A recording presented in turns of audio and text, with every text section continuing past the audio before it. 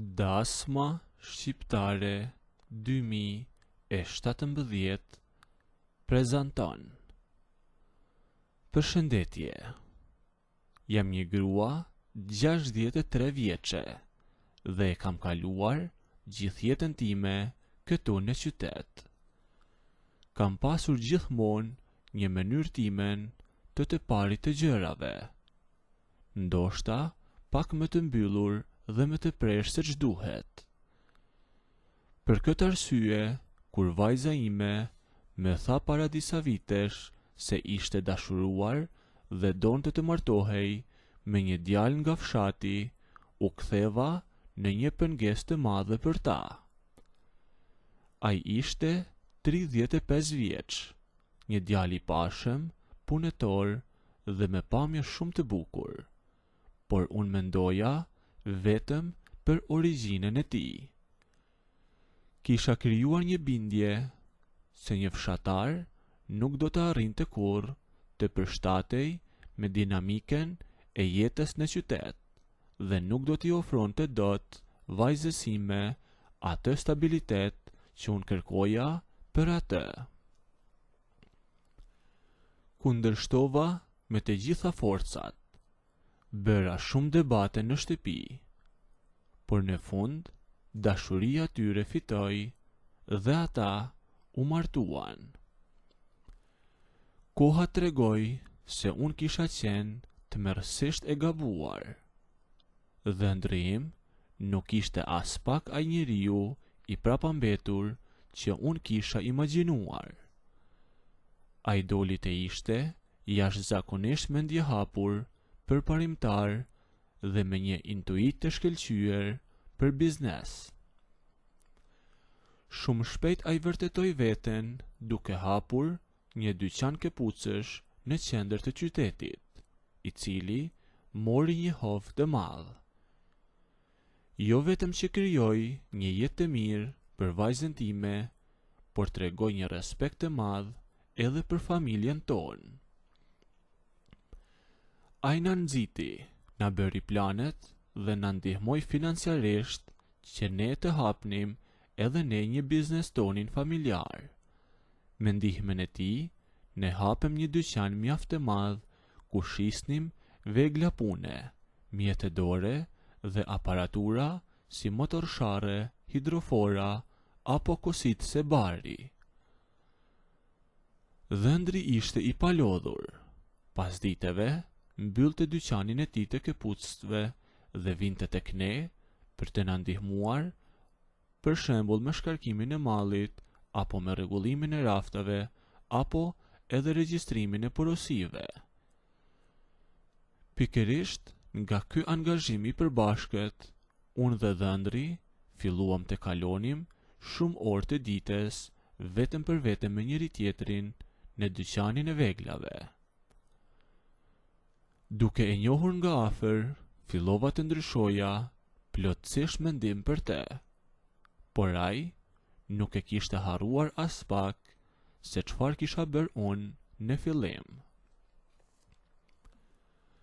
Ai ishte njeri që nuk i mbante gjërat për brenda dhe e shfryzonte çdo mundësi për të më ngacmuar për faktin që e kisha përbuzur për shkak të fshatit. Një ditë teksa po pastronim një raft të madh në fund të dyqanit, ajo ndalë dhe më foli. A e shikon këtë motorsharre? Më thaj. Është marka më e mirë në treg. E solli fshatari që ti mendoje se nuk dinte të lidhte as këpucët e veta. I thash e pas këndar mendjen që nuk do ta lësh kurrë atë muhabet. E kam pranuar 100 herë që gabova, i thashon. Ti u tregove shumë i Zoti. Nuk mjafton ta pranosh, më thaj, duke më ardhur gjithnjë me pranë. Unë dua të ta kujtoj për ditë, sepse me pëlqen të shoh se si vihesh në siklet kur e kupton që ishe ti ajo që nuk kishe të drejtë, më thaj. E po unë zvihem fare në siklet nga ty, I thash unë me një siguri, pa u tërhequr asnjë hap. Ashtu të duket ty, ma ktheu ai. E kështu, këto lloj bisedash u bën një rutinë mes nesh. Ajo që filloi si një lojë inati, e mbushur me plot ironi, u kthye shpejt në një flirtim të fshehtë.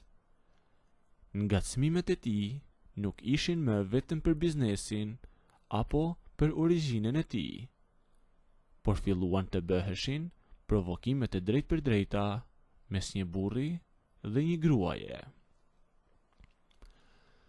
Ai dinte të përdorte fjalët aq mirë, saqë më linte shpesh pa përgjigje, e ndërsa unë gjeja veten duke e pritur me padurim ardhjen e tij çdo pasdite.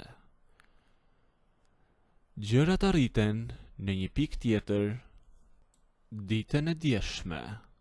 Vajza ime kishte një udhtim pune në qytet tjetër dhe do të kthehej shumë vonë.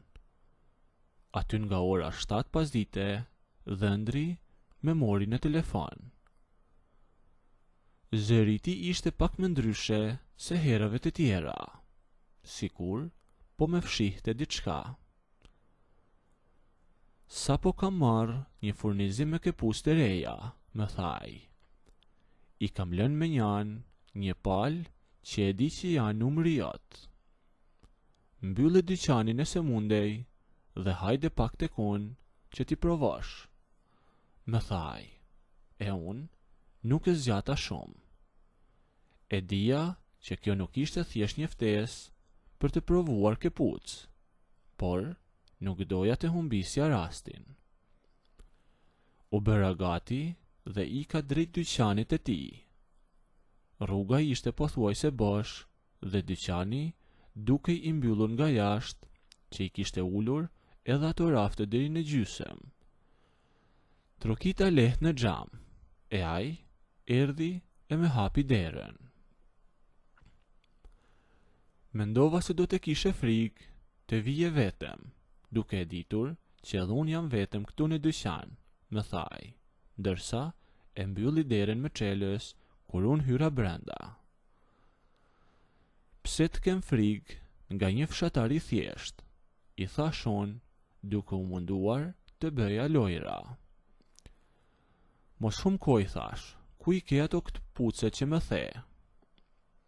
Ti kam lënë në magazin, atje në fond, më thaj, duke ecur drejt atij korridori në pjesën e pasme të dyqanit, edhe më tha, eja pas meje. E ndoqa dhe hym në magazin. Ajo magazin ishte një magazin shumë e vogël, e në të dyja anet ishte mbushur me rafte të larta që mbanin qindra kuti me këpucë brenda. Dërmjet rafteve kishte vetëm një rresht për të kaluar, ku mezi lëvizje lirisht, e në fund të rreshtit ishte një karrige vogël ku ai ulej për të pushuar. Ulu, më thaj, ndërsa ai qëndronte në këmbë pranë meje.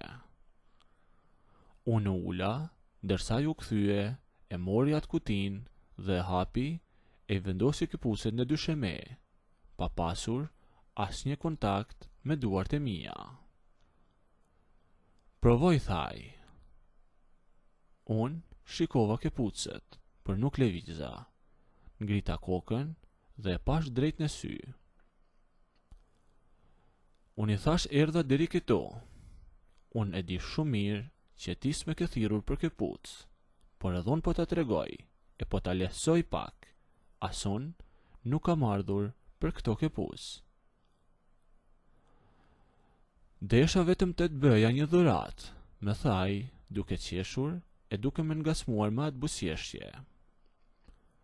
Por po e shoh që sot pas ka ardhur me ide fikse, ke muaj që flet shumë, që bën të guximshmen kur jemi tek dyqani i veglave. Po tani që jemi këtu vetëm dhe nuk na dëgjon njeri, a ke kaq guxim, më thaj. Tani pres të shoh nëse fjalët e tua janë thjesht fjalë, apo do bësh diçka më shumë, i thash unë atij, duke vendosur ta provokoja deri në fund.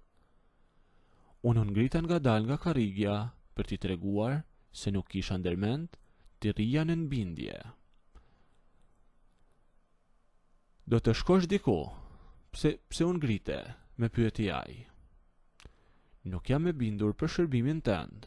Ndoshta dua që të dal këtu, i thash atij.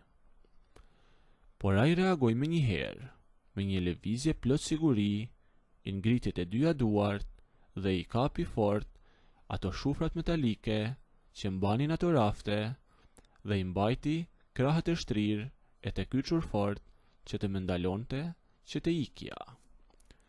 Por e vërteta është që unë nuk doja të ikja, por doja vetëm të bëja sikur s'doj të qëndroja me aty. Ai me bllokoi tërësisht në atë kënd të ngushtë të magazines, pa me lënë asnjë hapësirë për të bërë qoftë edhe një hap përpara apo mbrapa. Në këtë dyqan dilet vetëm kur dua unë, më tha ai, duke e mbajtur shikimin drejt tek unë. A je i sigur që do e bësh këtë gjë? I thash unë, po tërhequr fare. Kam kohë që e pres, më ktheu ai. Unë i ofrova plotësisht e ai nuk hezitoi me gjatë. I thash lëshoj duart tani. Mjafti mbajte këto shufra metalike. Ai i uli duart dhe unë e shtyva pak dhe rrezova tek ai koltuku që ishte aty. Pastaj shkova dhe unë. Ula me gjojnë tek ai koltuku dhe fillova që ta puthja, ndërsa ai i kishte hedhur duart pas shpinës sime dhe filloi të më puthte edhe ai. Nëse doni të ndëgjoni historinë deri në fund, bëjeni videon like, a nëse nuk doni, abonohuni ose bëjeni subscribe.